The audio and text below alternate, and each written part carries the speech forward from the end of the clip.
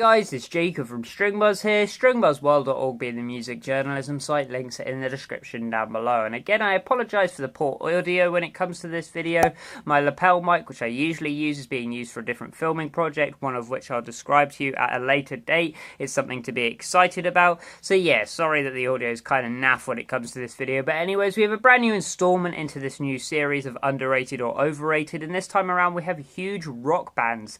And yes, it might seem a little bit controversial, but always remember that this is just my opinion. This is my personal preference, what I personally think.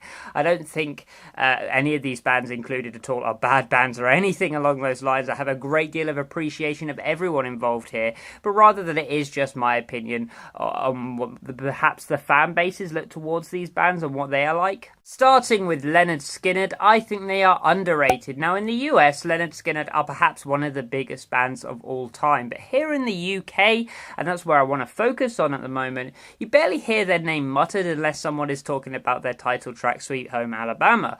Although this is common when it comes to a band releasing a mega tune that is internationally incredibly successful, I just find it strange that in the UK we haven't really adapted to this group being one of the best ever or even along those lines. And I would seriously put them up there with the Iron Maidens and the Judas Priests of the world because they're more than deserving of being there. With fantastic guitar showcases, a completely original and stylistic sound of this sort of southern rock which they really made famous, and these effortless sort of 10-minute long tracks which have these constantly evolving sections. They are basically just southern rock that kissed prog one time and then stood it up on the second day, which is personally my favourite analogy for this group. So these guys were way ahead of their time and they need more respect here in the UK, so that's why I think they are underrated. The next group on this list is Guns N' Roses, and I actually think they are overrated. Now, Guns N' Roses are one of the biggest bands of all time, I know that, and they've released tons of iconic tracks that are still popular in the mainstream today, and I can appreciate that. But I do think individually they are kind of overrated, and the group has no longevity either, I guess. Slash is an unbelievable guitarist, don't get me wrong here, but the fact that so many music magazines still call him the best of all time at this point kind of does make me wince. And this whole popularity contest based result does lead to me thinking the band is a little bit overrated, because obviously there are much better guitarists around at the moment. We're going for a cycle of having the best guitarists ever, in my opinion.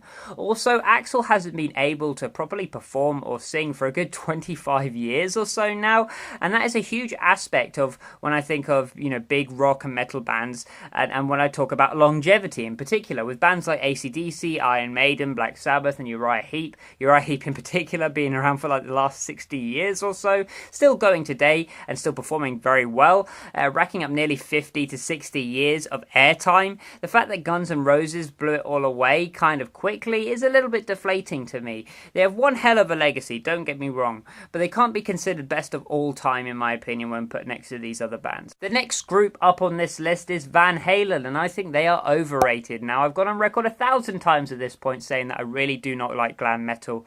It didn't really introduce itself into the UK very well at all. I thought it was much worse than the British invasion of heavy metal, which people might disagree with, and that's totally fine. And I just don't like Van Halen as a group, I guess. The difference for me between Van Halen and all these other artists and groups on this list is that their staying power in the mainstream is much weaker than these other groups.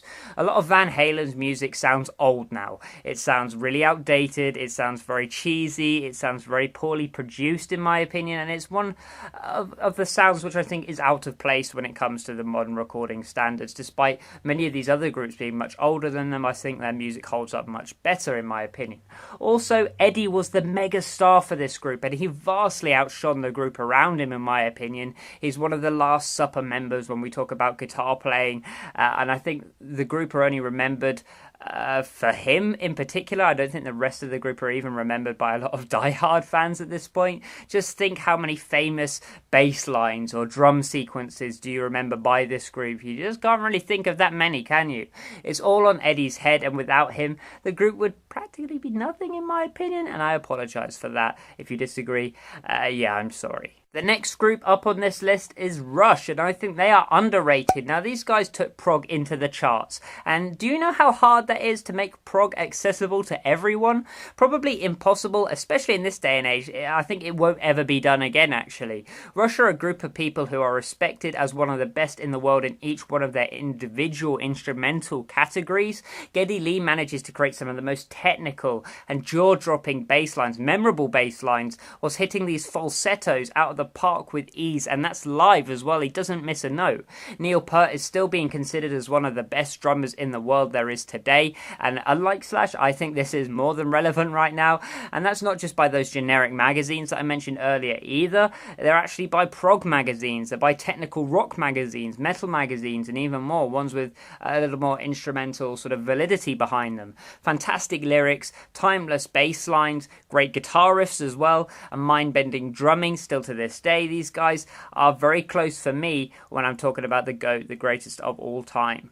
The last group up on this list is AC/DC, and yes, I did mention them earlier, but I actually think they are overrated as well, and yes, that did really hurt my heart to say. Yes, I did mention longevity earlier, and how it can be an incredibly important role when a group matches up to other groups with a richer discography per se, but as much as I liked AC/DC growing up in particular, I must admit they are a touch overrated, and that's putting it nicely. They've had the same drum beat for 30 years, the same bass lines for 30 years, and to be honest, there is only so many times you can listen to an overdriven guitar play the D chord, transition to the C chord, and then to the F sharp, and then back to the C chord again. I loved Brian Johnson too. I think he's a great singer. I think he's an iconic singer, but Bon Scott will always have my heart, really, and I just wonder what the group could have created if he was still at the helm, since I think he was a much more inventive singer as well.